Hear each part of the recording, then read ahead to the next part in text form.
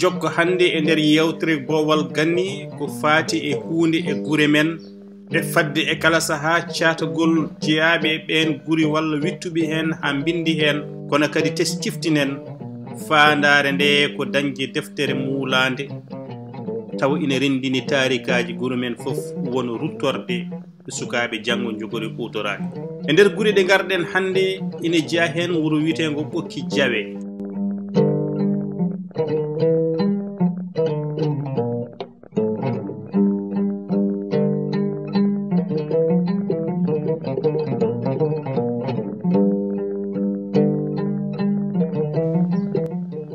Ɓokki Diawe teskama wonde jeeyede ɗum e guri ɓurɗi ɓoyde e nder Fuuta sabu Bakel e hoore mum wuro ngo hoɗi duuɓi 300 ko adi nde Bakel ina wooɗa. Ɓokki Diawe ko nokku soninkoɓe e Haalpulaar en garani e namdal hol adiɓe hodde ɗon kono eɗen gandi ko ɗum koddigal kadi ɓoyngal ko wawi hen wonde foof hollirama wonde ko adiɓe eɓe gara e nder nokku o eɓe koɗa ɗon walla eɓe ñiiɓa ɗon ɓe koɗi e nokkuji kewɗi haalama hen tulde wotere wonde Sara Mboloyel kono kadi haalama nokku biyeteɗo Daaru walla Daru on ɗon Daaru ko wuuro nattugo wodde hande kono kadi ɓarake mum ina heddi e tarik Ɓokki Diawe. Ɓokki Diawe wiyama adi ɗon ko yettaɓe Janor ɓen kolliri wonde ko kañumen gadi jippinde ɗon kaake mumen won wiɓe ni ɓen ɗon notitto koye hindi jammannaɓe tawa yettode mabɓe ko Janor wiyama wonde ɓe guuri ɗon hakke duuɓi 350 pawɗi ko adi garangal woɗɓe ina tawtaɓe ɗon kono kadi hollirama wonde adi tawtudeɓe ɗon ko yettaɓe Ndaw woɗɓe ko wayno Huley Bokar Janor kañum holliri wonde ɓe koɗi ɗon ko hakke duuɓi 300 ko adi garangal kinɗe goɗɗe walla leƴƴi goɗɗi kono Mami Janor e nder witto mum kañum holliri wonde ko hakke duuɓi 300 pawɗi ɓe goni ɗon ko adi woɗɓe ne gara ɗon ɗum ɗonne kadi ina wawi sikkitede to banggue tarikh sabu wiyede wonde ko haade mabɓe arde ɗon sereraɓe ne gonno ɗon wiyama wonde ɗo Ɓokki Diawe ɗo kamɓe Janor naɓe adiɓe arde ɗon jaatiɓe gardinoɗo ɗon o wiyete ko Waali Janor wiyama kadi kamɓe to banggue hitorde mabɓe walla malnorde mabɓe ko gadata woni totem mabɓe. Ɓokki Diawe noon to banggue inde nde won version ngaji jalti hen ko laaɓi kam Ɓokki ki wiyama wonde woni walla wonno koɗo genale ɗe goni ɗo hande ko addani ɗum wiyede Ɓokki Diawe ɓe hen mbi ko kamɓe rewɓe arannoɓe ɗon soɓe gari uno ko ɗon ɓe mbaɗatno rimba woni kawtal unoɓe ummiɓe e galleji certuɗi e nder uno mabɓe soɓe gare unde kamɓe foof ɓe ɓorta jawe mabɓe ɓe pawa e foɓre Ɓokki ki yeehi ha wiya Ɓokki Diawe miijo wongo wi ala Ɓokki Diawe woni koye jeeje ngol woni wonani e jeeri wonani e waalo gonɗon miijo wi ko so tawima eɓe garino tellitade e waalo walla rumtoyde jeeri ɓe ƴettanno cuɗari mabɓe woni jawe mabɓe ɓe ndesna ɗum Ɓokki ki yeehi ha watti wiyede Ɓokki Diawe e kala ko wawi hen wonde inde wuuro ngo kam ina andina en hol adiɓe hodde ɗo kono kadi Ɓokki Diawe hono no yoga e gure meɗen rokkama mit walla darol ngol ina andina en wonde garɗo o wonɓe o tawi ɗon o tawi ɓen ɗon ko e luural o fewnditi gonka mumen ɓe garditanimo enen gandi guri kewɗe ene dokka on ɗon gaddin gurdam Ɓokki Diawe noon to banggue leyɗele men pecciri tawate koye ngena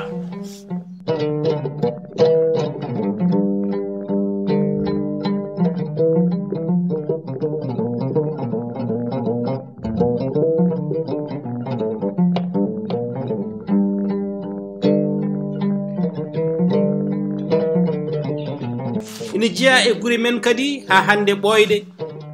wuro Mbolo Birane e ko tugnorde men ƴetti e biteɗo Amadou Louty Kane wuro ngo sosi ɗum ko biteɗo Birane Ali Hamme Julɗo Kane on ummi ko dimat ina wawi wonde dimat rewo ina wawi wonde dimat worgo e wiide makko darnuɓe Mbolo Birane ɓe ko 14 won miijo wongo wi ala ko 13 kamɓe foof noon jiidi kosam e duhol wiyama wonde ko addiɓe ɗon ina jeeya hen sarde diine l'islam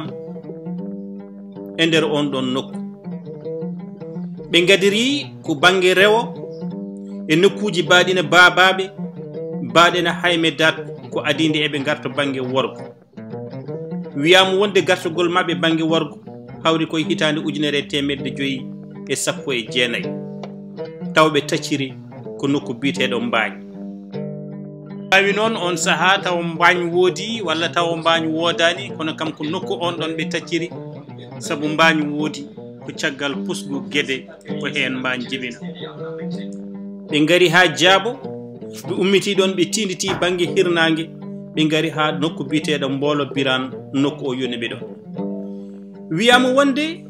wuro ngo inde nde Mbolo ina wawi firde ɗemgal jolfe Mbolo woni dental Mbolo Birane woni dental Bilane walla rendo Birane saabu wiyama wonde nde ɓe paati banggue hirnangue ummade Diabo caggal nde ɓe tacciti e hitande 1919 ɓe tawi ɗon jolfuɓe kam e sereraɓe taw noon ɓen ɗon wona diine l'islam nde wanno wuro Mbolo Birane kadi ina jeeya e gure ɗo jamaji gaddama heede e Fouta saabu jamaji jeeɗiɗi gadaɗi mahede wiyama wonde walla jumaji jeeɗiɗi gadaɗi mahede wiyama wonde mo Mbolo Birane o ko hen jeeya ɓe jaltini kode mawɓe eɗen mbawi limtude hen tan hayso ceerno Dawoudou Sy jiiɗa aduna e hitande 1997 hande leliɗo e nder diwan mo Kaolack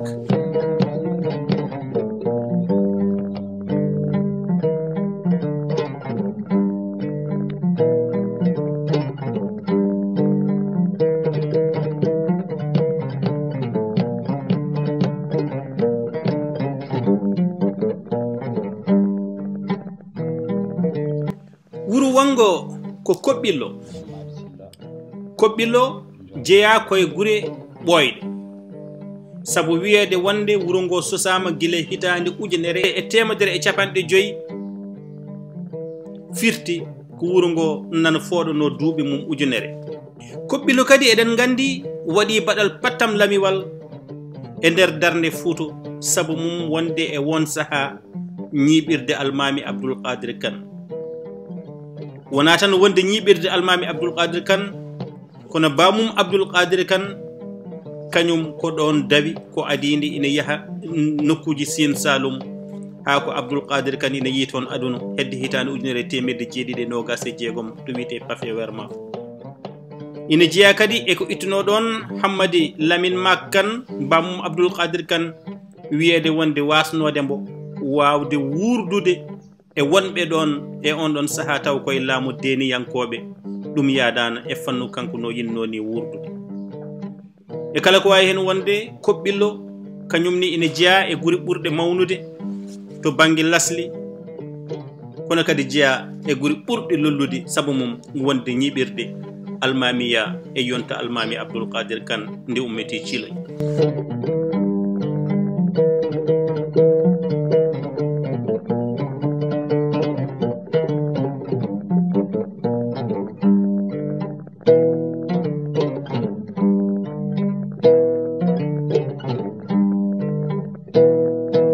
so tawi ko Thilogne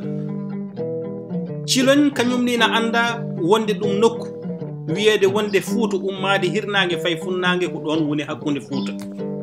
ɗum ni wiya Thilogne saldu Fouta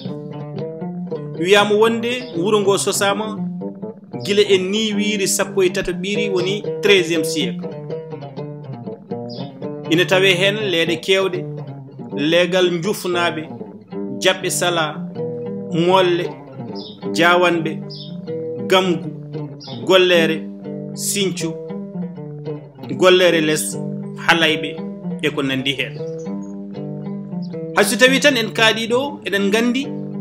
won hen e leeɗe kotkum men ina kolliri iwde jomum men to ummi e nder law walla e nder halayɓe ko adide ina ñipta ɗon Ciloñ woni capital woni laamorgo to banggue politique ha e faggudu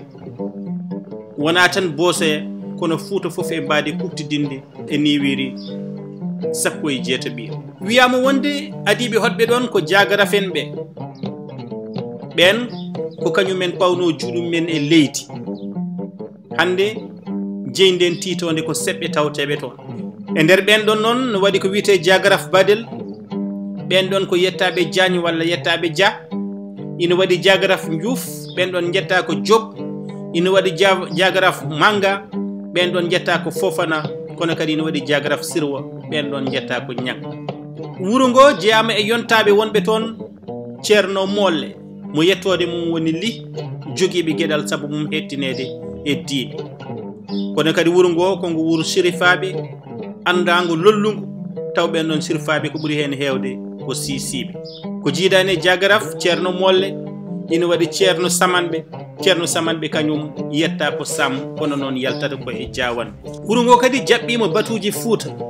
saabu goto e batuji gam haɓade deniyankoɓe daɗɗa ko ɗon e Ciloñ kono kadi batu gam dartade koli Tenguel daɗɗanomo ɗon e Ciloñ kono kadi Ciloñ caggal nde almami ummi Appe ari jooɗimo ɗon e Ciloñ addannomo noon addede ɗon e Ciloñ ko Ciloñ wonde ɗum tengurengu Fouta woni saldo Fouta Ciloñ to banggue iwde inde wuro ngo hayso en ganda kongo firti inde nde Ciloñ rokki hoore mum firo to banggue taaride mum ciluki ko lekki ciluɗe woni keewal ciluɗe sa helti ɗumen wona Cilon ina wawi taw inde wuro ngo seeka koye inde ɗen ɗon leɗɗe Ciloñ noon kadi andirama wonde ɗum wuro pinal wuro ganni saabu so wiyama wonde cayɗe jibina ko e Ciloñ ɗum tan ina yono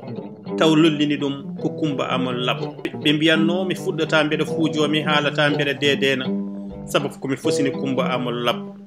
mi haalanino nenoyam mi humpinani baboyam hoɗo mbaɗe garɗo fof tan dokkonmi gorko senne bennere ma jeeri dugga waalo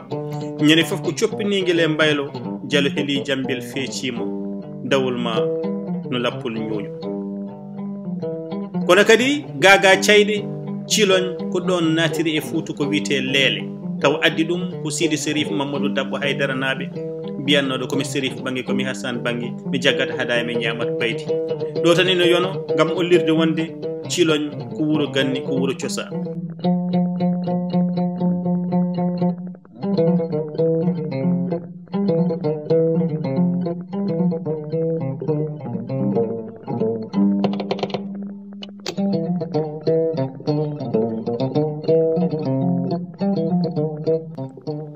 e nder guri men ha hande njum ko hen jeeya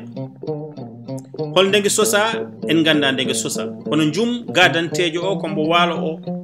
ko adide ina Sinthiou ɗo jeeriɗo hayso tawi woni hakkude mum tan ko maayo duwe njum noon to banggue inde to ko miijoji ɗiɗi peeñi hen ɓe hen wiiɓe njum koko dotta e njuman dotta rokki njum woɓɓe mbi ala njum helmere nde ko nde sererare nde wona Pulaar sabu nde ɓe garata ɗon ɓe tawi sereraɓe no koɗi ɗon nden ɗon helmere holliri wonde ko njum firtata e nder seereer ko soɓƴuru hettiyankoɓe men ina mbawi yurnitade namdeto ƴeewo e gaddinaji sereraɓe beela njum wonɗo firtata hen soɓƴuru walla ala e kala ko wawi hen wonde kelle tarik ko noon wayata kono njum laatima kadi wuro manggo lollungo nanago kono kadi wuro somgo leppi goɗɗi ina gasa gartoyene ɗin leppi so weeli Allah njum woni nokku farbaɓe kono kadi woni nokku satigeɓe saabu satigi gadiak ko toon tawate eɗen tawa hen leeɗe baɗina ñanga jolofeen jammel benjolol e ko abbiti hen wiyama wonde ni hoɗɓe ɗon adanɓe ko jolfuɓe tawatanoɓe e leegal ñanga ɓe hen yettaɓe jaayi ina jogui toon gueɗal aduna ko waɗi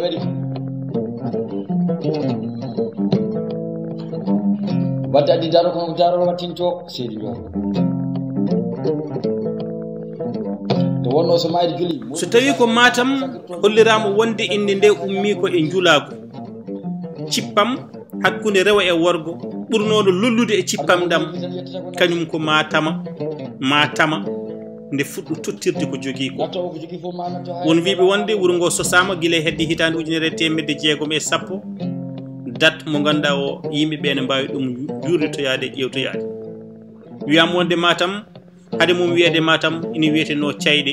ɗo Matam woni ɗo hande noon wiyama wonde ko biyeteɗo Boubou Sambou ummiɗo e nokkuji Gure Hayre ɗo woɗɗani Bakel wiyama wonde ɗo Matam dari hande ɗo ko kanko adi wonde ɗon wiyama kadi ko kanko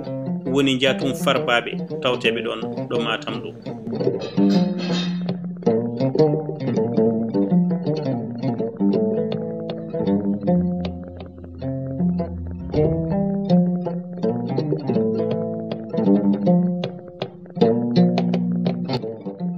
tongodo nde ɗo meftande ko yowiti e tarih gure men sabbade ballidde e sato mbawde wallidde ene yurnitade gueɗe ɗe ko ɗum tan ni ummini ngo ello eɗen tonguiɗo konngol baynigu wiyen hande ya ha janggo garta moƴƴani e garɗo ñamlade hirande